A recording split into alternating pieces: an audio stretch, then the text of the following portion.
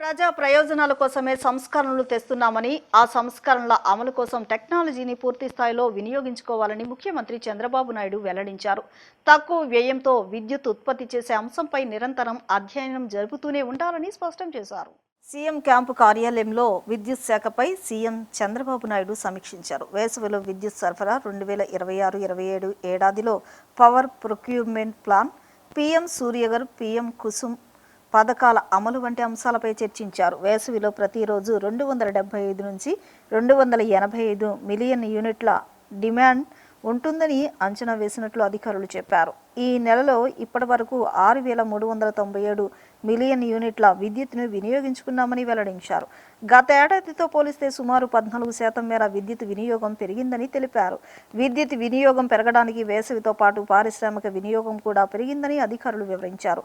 వచ్చే 6 నెలల కాలానికి విద్యుత్ కొనుగోళ్ల ప్రణాళికలను సీఎం చంద్రబాబుకు అధికారులు వివరించారు. ఏప్రిల్ 2025లో విద్యుత్ కొనుగోలు ధర 5.20 ఉండగా మార్చి 2026 నాటికి 4.90కు తగ్గించామని అధికారులు చెప్పారు. పీఎం సూర్యఘర్, పీఎం కుసుమ్ పథకాల అమలు తీరును అధికారులు ముఖ్యమంత్రి దృష్టికి తీసుకువెళ్లారు. ఈ సందర్భంగా ముఖ్యమంత్రి మాట్లాడుతూ విద్యుత్ కొనుగోళ్ల వ్యయం తగ్గాలి, ఆ దిశగా ఎలాంటి చర్యలు తీసుకోవాలో అలాంటి చర్యలన్నింటినీ పై అధికారులు దృష్టి పెట్టాలన్నారు. విద్యుత్ రంగంలో ఏ దేశాలు ఎలాంటి కొత్త ఆవిష్కరణలు అమలవుతున్నాయో అధ్యయనం చేయాలని, ఈ ఏడాది చివరి నాటికి విద్యుత్ కొనుగోలు ధరను 4.60కు తగ్గించాలని చెప్పారు. ఆ దిశగా విద్యుత్ శాఖ అధికారులు దృష్టి సారించాలని, విద్యుత్ రంగంలో సహా ఏ రంగంలోనైనా ప్రజలకు మేలు చేయాలనే ఉద్దేశంతోనే సంస్కరణలు అమలు చేస్తున్నట్లు చెప్పారు. క్రెడిట్ చోరీలో వైసీపీ అధినేత జగన్ సిద్ధహస్తులని కార్మిక శాఖ మంత్రి వాసంశెట్టి సుభాష్ తీవ్ర స్థాయిలో విమర్శలు గుప్పించారు. ఇతరులు చేసిన పనులకు కూడా క్రెడిట్ తీసుకోవడంలో జగన్ 5G వేగంతో ముందుంటారని ఆయన ఎద్దేవా చేశారు. ప్రజలకు ఉపయోగపడే కార్యక్రమాలపై కాకుండా కేవలం ప్రచారానికి మాత్రమే ప్రాధాన్యత ఇచ్చారని విమర్శించారు.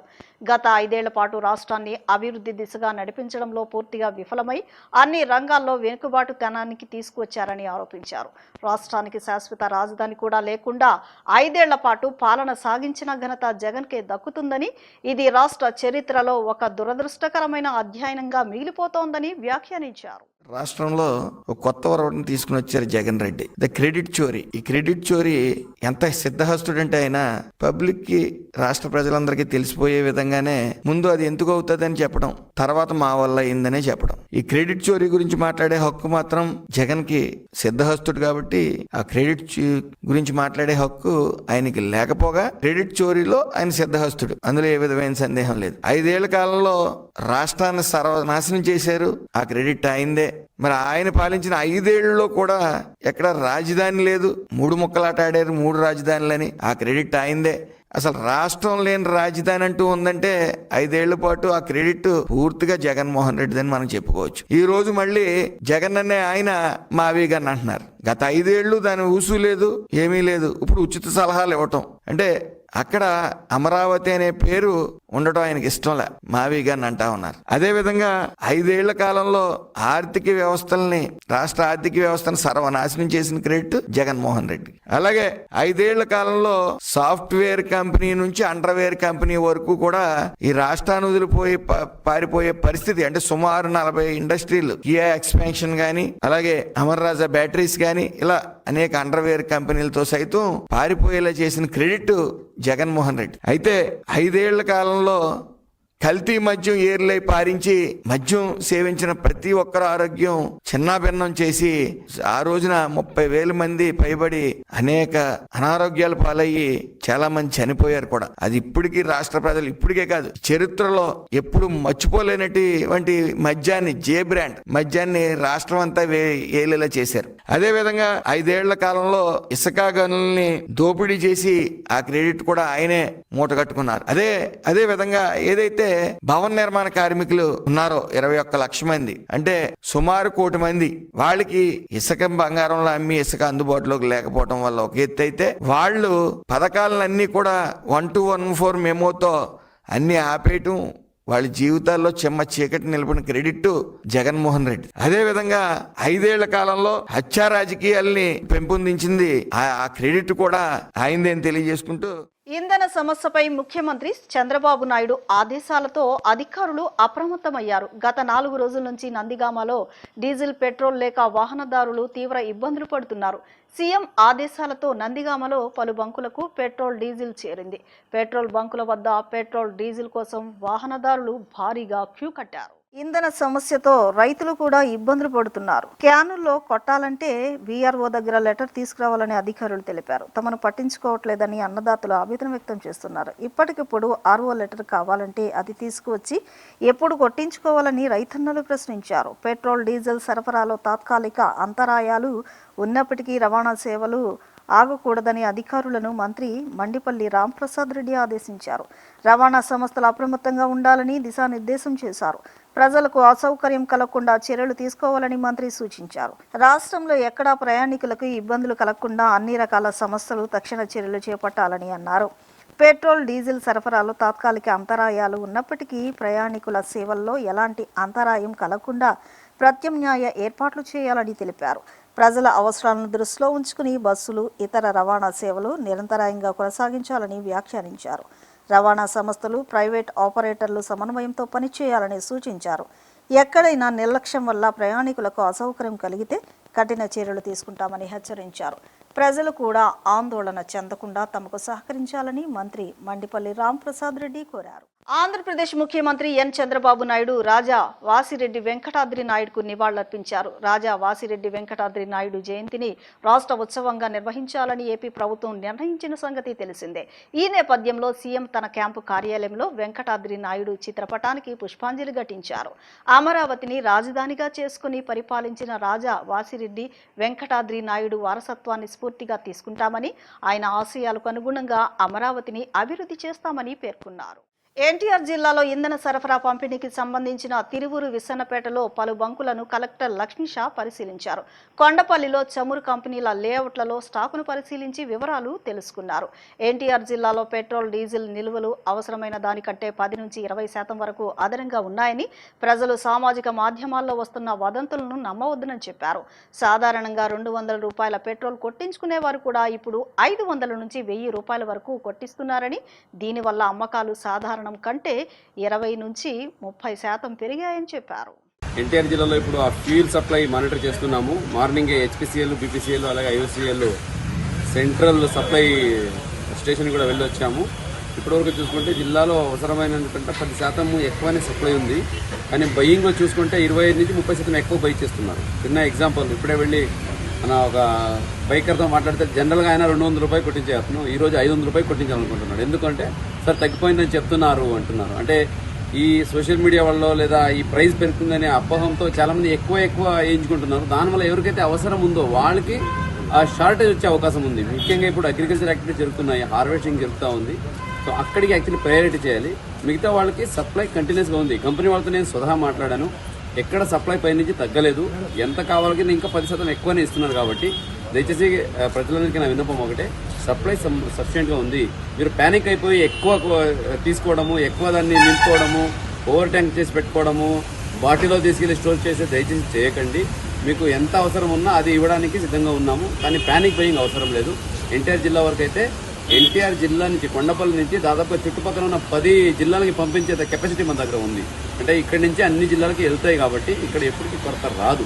ఇప్పుడు ఎవరైతే ఈ బైక్ వాళ్ళు, కార్ వాళ్ళు, అట్లాగే ఈ లారీ వాళ్ళు ఎక్కువ బై చేశారో అందువల్ల అవసరం ఉన్న వాళ్ళు కొంచెం తగ్గిపోయింది. అది ఈరోజు మార్నింగ్ నుంచే మానిటర్ చేస్తున్నాము. మధ్యాహ్నం కల్లా రెస్టోర్ అవుతుంది. అన్ని బంక్లో డీజిల్, పెట్రోల్ వస్తుంది కాబట్టి ఎవరు ప్యానిక్ అవ్వాల్సిన అవసరం లేదు. మీరు ఫస్ట్ అయితే ఎంత కొనుక్కుంటున్నారో 200కా 300కా అంతే కొనుక్కోండి. ఇప్పుడు మళ్ళీ తగ్గిపోతూ ఉందేమో, ప్రైస్ పెరిగిపోతూ ఉందేమో అని 500 రూపాయలకి 1000 రూపాయలకి పెట్టింది అవసరం లేదు. అలాగే బాటిల్లో పెట్టుకోవడము ఇటువంటి దయచేసి నమ్మకండి. సోషల్ మీడియాలో కొంతమంది వ్యూస్ కావాలని ఎక్కువ మంది పెట్టుకుంటున్నారు, దాని అవసరం లేదు. దాని ద్వారా ప్యానిక్ క్రియేట్ అవుతుంది తప్పితే సొల్యూషన్ లేదు. సొల్యూషన్ ఆల్రెడీ గౌరవ ముఖ్యమంత్రి వాళ్ళు కూడా ఒక టీసీ తీసుకొని చెప్పారు ఏం చేయాలని. ప్రతి పెట్రోల్ బంక్లో అధికారులు కూడా ఉంటారు. అగ్రికల్చర్ రైతులకు కావాల్సిందంతా ఎంతైనా ఇవ్వడానికి సిద్ధంగా ఉన్నాము. సప్లై కూడా ఉంది. నిన్న సండే కాబట్టి కొన్ని బంక్స్ క్లోజ్ అయి ఉన్నాయి. అంటే హెచ్పిసిఎల్, ఈ కొన్ని కంపెనీస్ అక్కడ ఫంక్షన్ చేయలేదు. అందుకే నిన్న కొంచెం ఎక్కువ ప్యానిక్ అయింది. ఈరోజు సోమవారము మధ్యాహ్నం కల్లా అన్ని రిజాల్వ్ అవుతాయి. అన్ని దగ్గర ఫ్యూల్ కూడా రిజిస్టర్ అవుతుంది. ఎవరు ప్యానిక్ అవ్వాల్సిన అవసరం అయితే అసలు లేదు. ఎన్టీఆర్ జిల్లాలో ప్రొడక్షన్ను అలాగే మనకు వేరే జిల్లాలు కూడా సప్లై చేసిన కెపాసిటీ మన దగ్గర ఉంది కాబట్టి దయచేసి ఎవరు ఆందోళన చెందకండి సందర్భంగా తెలియజేసుకుంటున్నాను. గోమాతను రాష్ట్ర మాతగా ప్రకటించాలనే డిమాండ్కు తాను సంపూర్ణ మద్దతు ఇస్తున్నట్లు ఎమ్మెల్యే బోండా ఉమామహేశ్వరరావు ప్రకటించారు. హిందూ సంప్రదాయంలో గోమాతను తల్లిగా దైవంగా భావిస్తామన్నారు. గోమాత సంరక్షణకు దాని ప్రాశస్యాన్ని చాటి చెప్పడానికి కృషి చేస్తున్న సంస్థలకు ఆయన అభినందనలు తెలిపారు. విజయవాడలో గో సన్మాన్ ఆహ్వాన్ అభియాన్ సంఘం ఆధ్వర్యంలో నిర్వహించిన భారీ ర్యాలీకి విశేష స్పందన లభించింది.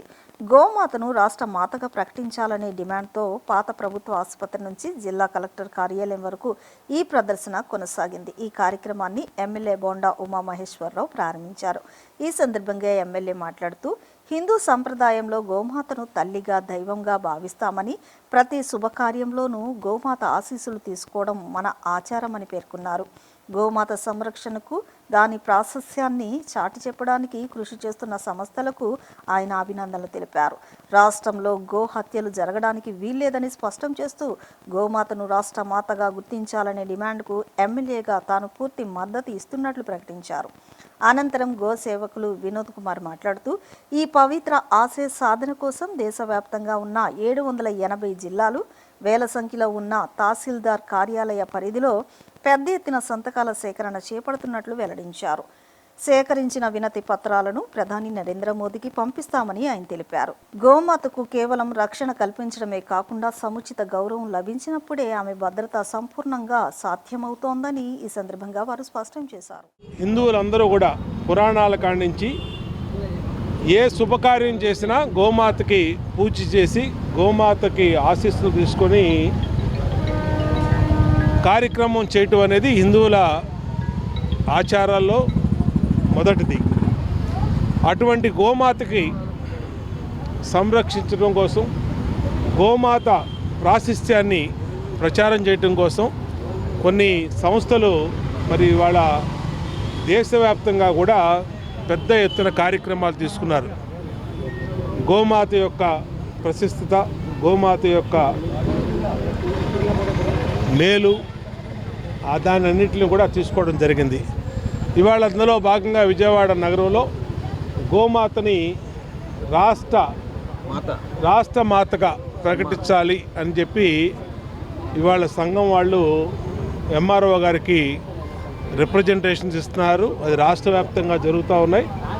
దీనికి స్థానిక శాసనసభ్యుడిగా నేను కూడా సంపూర్ణంగా మద్దతు తెలియజేస్తూ ఉన్నాను. ఇది గోమాత అనేది అందరికీ కూడా దైవంతో సమానం. గోహత్య అనేది ఈ రాష్ట్రంలో జరగడానికి లేదు. అన్ని చోట్ల కూడా చర్యలు తీసుకున్నాం. గోవుల్ని సంరక్షించడానికి గోశాలలు పెడుతున్నాం. స్వచ్ఛంద సంస్థలు గోశాలలు పెడుతున్నాయి. మేము ప్రభుత్వం తరపున పెడుతున్నాం. అన్ని రకాలుగా కూడా గోమాతని తల్లిగా భావించే గోమాతని రక్షించుకోవడం కోసం అందరం ఇలాంటి పెద్దలు, సంఘస్థులు, మరి వ్యాపారస్తులు, మేము, రాజకీయ నాయకులు, ప్రభుత్వం, అధికారులు అందరూ కూడా మా అందరి ఉద్దేశం ఒకటే, గోమాతను సంరక్షించుకోవటం, గోమాతని పవిత్రంగా చూసుకోవడం అనేది మా భావన. కాబట్టే ఇవాళ రాష్ట్ర మాతగా గోమాతను ప్రకటించేదానికి మేము ముఖ్యమంత్రి గారి దృష్టికి తీసుకెళ్తాం, ప్రభుత్వం దృష్టికి తీసుకెళ్తాం. తప్పనిసరిగా శాసనసభ్యుడిగా మా వల్ల అయినంత వరకు ప్రభుత్వం మీద ఒత్తిడి తీసుకొస్తామని తెలియదు. ఇవాళ ఏప్రిల్ 27 సోదరులారా, మర్చిపోలేదు కదా, అందరికి గుర్తుంది కదా. ఇవాళే మనకు అసలైన రోజు, గో సమ్మాన్ దినోత్సవం పండుగ చేసే రోజు. ప్రతి సంవత్సరం ప్రతి హిందూ ఇంట్లో ఈ పండుగ జరగాలి. వాటి నుంచి ఇప్పుడు ఈ అభియాన్ భారతదేశంలో మొత్తం నడుస్తుంది. అందరూ వాళ్ళ ఎంఆర్ఓ గారికి, ఆ మండలాల వాళ్ళు ఎంఆర్ఓ గారికి వెళ్ళి వినతి పత్రాలు ఇస్తారు. ఈ వినతి పత్రం ప్రధానమంత్రి గారికి, ప్రెసిడెంట్ గారికి, మన ఆంధ్రప్రదేశ్ ఎవరో స్టేట్ అయితే ఆ స్టేట్ గవర్నర్ అండ్ సీఎం గారికి ఇవ్వటం జరుగుతుంది. సో వీలయ్యేంత తొందరగా గోమాతకి సమ్మానం వస్తే, గోమాతకి సేవ, సురక్ష, సమ్మాన్ ఈ 3 అందుతే ఈ అయోధ్య గుడి కట్టడం మనం కల్లారా చూసాం. గోమాత కూడా కాపాడటం మన కల్లారా చూస్తాం. ప్రతి హిందూ పండుగ చేసుకునే రోజు వచ్చింది. ఏంటంటే దీనికన్నా మంచి అవకాశం ఈ జన్మం తీసుకునే దాంట్లో ఉండదు. రామ మందిరం గత 500 సంవత్సరాల నుంచి అలాగే టెంట్లో ఉన్నారు మన రాములు. సేమ్ అదే పరిస్థితి మన గోమాతకు కూడా వచ్చేసింది. ఆ పరిస్థితితో విముక్తి పొందిద్ది. అవి మనం మన కళ్ళారా చూస్తాం. జై గోమాత, జై Srikrishna. So this is a simple message what we try to convey across, not only across the Andhra Pradesh but across the India. This mother cow is the source of not only our civilization, is the source of entire human civilization. Not only human, it's for entire ecosystem. So my kindly request to all of you, please try to be aware about the leverage or the potential what Gomata have in maintaining our ecosystem, because it's already too late. Till the time we are going to realize already we are in very pathetic situation.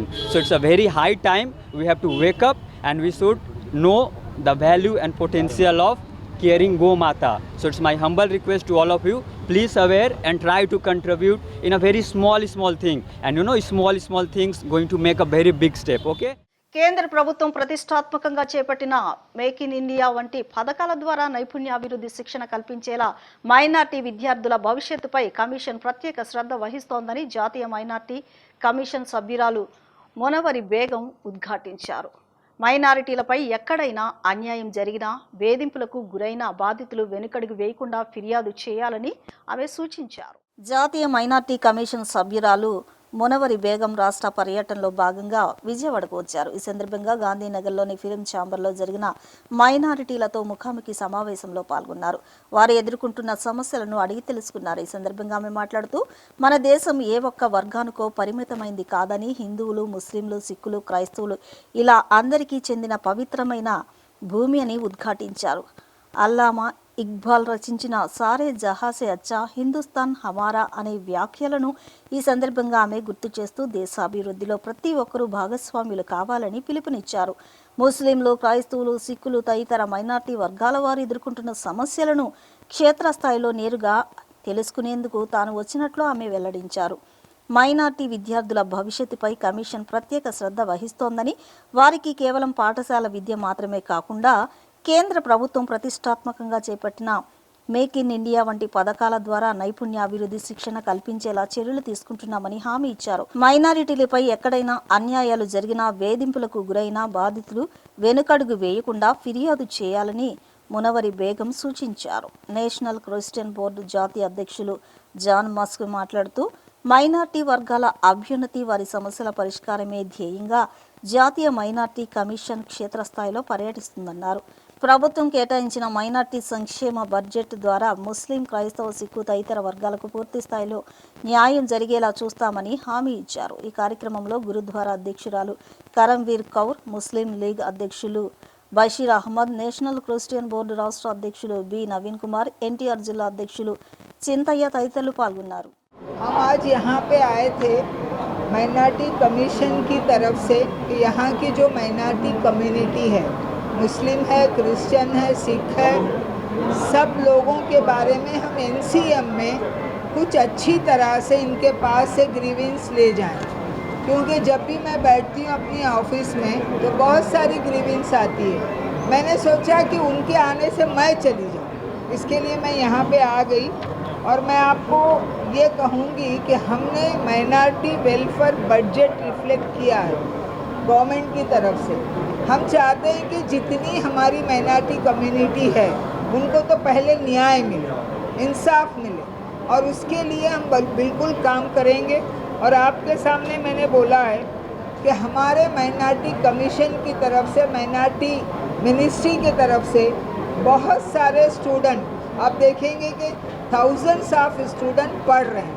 तो हमारी कोशिश ये होगी कि सिर्फ पढ़ाई नहीं, skill development में भी हमारे माइनॉरिटी स्टूडेंट अंदर जाएं. आपको पता है कि हिंदुस्तान में make in India, made in India, MSME बहुत सारी स्कीमें चल रही हैं. तो हमारे कहने का मतलब ये है कि हम हमारे माइनॉरिटी कम्युनिटी को भी उस विषय में आगे बढ़ाएं. अभी यहाँ पे बात हुई थी कि माइनॉरिटी कम्युनिटी के ऊपर जुल्म होता है, ऐसा होता है, वैसा होता है. तो मैंने इनको आश्वासन दिया है आपकी जो भी ग्रीवेंस है उसको मुझे बताइए, नहीं उसको मुझे बताइए, लिखत में दीजिए, और हम इस स्टेट के सीएम से बात करेंगे. उनसे हम विषय को सामने रखेंगे। जो भी उनका मिनिस्टर है जिसने गलत काम किया है उसके ऊपर हम सीएम से मिलके एक्शन लेने के लिए बोलेंगे, क्योंकि विजयवाड़ा ना सिर्फ हिंदुओं का है, ना सिर्फ मुसलमानों का है, ना कोई सिखों का है, ना क्रिश्चियन का है। ये सबकी मिली जुली धरती है, हिंदुस्तान हमारा है। ఉన్న మైనారిటీలు ఎవరైతే ఉన్నారో చాలా సంతోషంగా ఆనందంగా ఉన్నారు. నేషనల్ మైనారిటీ కమిషన్ ఢిల్లీ నుండి 40 సంవత్సరాలలో ఫస్ట్ టైం విజయవాడకు వచ్చి విజయవాడలో ఉన్న మైనారిటీల సమస్యలు విన్నది. నేషనల్ మైనారిటీ కమిషన్ ప్రతి మైనారిటీస్ కోసం పనిచేస్తుంది. ఈ మైనారిటీ కమిషన్ ద్వారా ఇక్కడున్న మైనారిటీ కమిషన్కు అక్క రిఫర్ చేసి ఇక్కడ మైనారిటీ కమిషన్ ఎందుకు పనిచేయట్లేదు, ఇంతమంది మైనారిటీస్ ఎందుకు వస్తారని అడుగుతున్నది. అలాగే ఇక్కడ మైనారిటీస్ మీద దాడి జరుగుతున్నాయి చాలామంది మీద అని చెప్పి ఇక్కడ చాలామంది కంప్లైంట్ చేశారు. ఆక్యుపీ విషయం కానీ ఇక్కడ ఉన్న ముస్లిం విషయం కానీ ముస్లిం లీగ్ విషయం కానీ చాలామంది ఇట్లా చేసినప్పుడు అక్క ఒకటే సమాధానం చెప్పారు, మీరు ఎవరి మీద దాడి జరిగిందో 10 మంది రండి ఆక్యుపీ వాళ్ళు, నేను సీఎం అపాయింట్మెంట్ తీసుకుంటాను, సీఎం దగ్గర కూర్చుంటాను. నేషనల్ మైనారిటీ కమిషన్ సబ్కే సాత్ సబ్కా వికాస్ అన్న కాన్సెప్ట్తో పనిచేస్తుంది. అందరూ మైనారిటీస్ మాకు ఒకటే, మీకోసం మేము పనిచేస్తాము, మీ అభివృద్ధి కోసం, మీ పిల్లల కోసం ఏవైతే చర్యలు ఉన్నాయో ఎంఎస్ఎంఈ కానీ స్టూడెంట్స్కి సంబంధించిన లోన్స్ కానీ ఏవి కానీ మేము స్కాలర్షిప్స్ కానీ మేము pre matric post matric scholarship కూడా మేము ఇస్తాము. మీరు అప్పీల్ చేయండి. ఏమైనా సమస్యలు కోర్టు సమస్యలు ఉన్నా ఏది ఉన్నా నేషనల్ మైనారిటీ కమిషన్కు తీసుకురావాలంటే ఇక్కడున్న ప్రభుత్వంతో ఫస్ట్ మీరు సంప్రదించి ఇక్కడి నుంచి అక్కడ పంపించాలి తప్ప డైరెక్ట్ ఢిల్లీకి వస్తే ఢిల్లీ చేయదు. మోడీ ప్రభుత్వము దేశవ్యాప్తంగా ఉన్న మైనారిటీల కోసం పనిచేయడానికి కట్టుబడి ఉంది. మోడీ అంటే ప్రధానమంత్రి, అందరికి ప్రధానమంత్రి కాబట్టి ప్రధానమంత్రి ఎవరు చెడు చేయమని చెప్పాడు, ప్రధానమంత్రికి టైం ఉండదు. ప్రధానమంత్రి మంచి కోరుతాడు, మంచి చేస్తాడు కాబట్టి ప్రధానమంత్రి మీద అబండాలు వేయడం కాదు. మీ సమస్యలు ఉంటే స్టేట్ మైనారిటీ కమిషన్ లేదా స్టేట్ ఆఫీసర్స్ నుంచి సెంట్రల్ మైనారిటీ కమిషన్కు మీ అప్లికేషన్ ఇవ్వండి. అప్పుడు మేము అందరం కలిసి పనిచేస్తాం. మీకు ఏ సమస్యలు ఉన్నాయి ఇక నుంచి జరగలేదు కాబట్టి ఇప్పుడు మేము మైనారిటీ కమిషన్ వచ్చింది కాబట్టి మేము ఖచ్చితంగా చేస్తామని మునర్వా మేడం గారు చెప్పారు. ఇక్కడ స్టేట్కి ఒకరిని మైనారిటీ కమిషన్కు చెప్పేలాగా ఒక ప్రతినిధిని నియమిస్తున్నారు. ఒక్కొక్క క్యాస్ట్ నుంచి ఒక్కొక్క ప్రతినిధులు కూర్చున్నారు. వీళ్ళందరూ మేడంకి ఇన్ఫర్మేషన్ ఇస్తారు ఏమైనా జరిగిందంటే. స్టేట్ మైనారిటీ కమిషన్ పనిచేయను. ఎన్టీఆర్ జిల్లాలో పెట్రోల్ డీజిల్ కొరత ఏమాత్రం లేదని జాయింట్ కలెక్టర్ ఇలకియా స్పష్టం చేశారు. జిల్లాలో ఉన్న 186 రిటైల్ అవుట్లెట్ల ద్వారా పెట్రోల్ డీజిల్ సరఫరా గతంలో కంటే 20% అదనంగా జరుగుతోందని ఆమె వివరించారు. ఎన్నికలు ముగియగానే పెట్రోల్ డీజిల్ ధరలు భారీగా పెరుగుతాయని సోషల్ మీడియా ద్వారా వదంతులు వ్యాపించడంతో వినియోగదారులు పెట్రోల్ కోసం ఎగబడడం వల్ల కొన్ని చోట్ల కొరత కనిపిస్తుందన్నారు. ఇలాంటి వదంతులు నమ్మవద్దని, ఎలాంటి ఇబ్బంది ఉన్నా కలెక్టరేట్లో ఏర్పాటు చేసిన కంట్రోల్ రూమ్ నెంబర్ 9154704544కు ఫోన్ చేయాలని ఆమె సూచించారు. కలెక్టరేట్లో ఏర్పాటు చేసిన విలేకరుల సమావేశంలో ఎన్టీఆర్ జాయింట్ కలెక్టర్ ఇలకియా మాట్లాడుతూ జిల్లాలో పెట్రోల్ కొరత ఏమాత్రం లేదన్నారు. సోషల్ మీడియాలో ఎన్నికల తర్వాత పెట్రోల్ ధరలు 20 రూపాయల వరకు పెరుగుతాయని ప్రచారం చేయడంతో వినియోగదారులు పెట్రోల్ బంకుల వద్ద క్యూ కడుతున్నారని చెప్పారు. ట్యాంకులు ఫుల్ చేయించుకోవడంతో పాటు క్యాన్లు టిన్ల ద్వారా తీసుకువెళ్లిపోవడంతో పెట్రోల్ బంకుల వద్ద రద్దీ ఏర్పడుతుందని ఆమె వివరించారు. కొండపల్లి నుంచి గతంలో కంటే పెట్రోల్ డీజిల్ సరఫరా జిల్లాలోని 186 రిటైల్ అవుట్లెట్లకు 20% అదనంగా జరుగుతోందని అన్నారు. కొండపల్లిలో 600 కిలోలీటర్ల నిల్వలు గతంలో ఉండేవని ప్రస్తుతం 800 కిలోలీటర్లు నిల్వలు ఉన్నాయని ఆమె వివరించారు. బీపీసీఎల్, హెచ్పీసీఎల్, ఐఓసీ వంటి అన్ని ఆయిల్ కంపెనీల వద్ద సరఫరా సంతృప్తిగా ఉందని, గతంలో కంటే 20% పైగా అదనంగా సరఫరా అవుతుందని గణాంకాలతో సహా వివరించారు.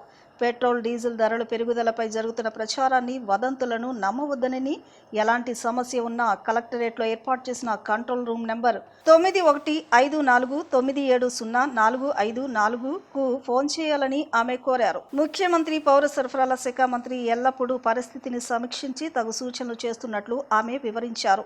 అమౌంట్ డీలర్లతో సమానంగా నిర్వహించి తగు ఆదేశాలు ఇచ్చినట్లు జాయింట్ కలెక్టర్ ఇలకియా తెలిపారు.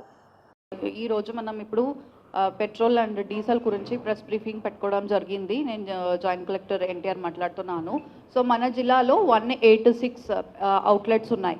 సో ఈ 186 అవుట్లెట్స్ కూడా రీటైల్ అవుట్లెట్స్. దీని నుంచి మనకి పెట్రోల్ అండ్ డీజిల్ పబ్లిక్కి సప్లై చేయడం జరుగుతుంది ఓన్లీ ఫర్ రీటైల్ పర్పస్.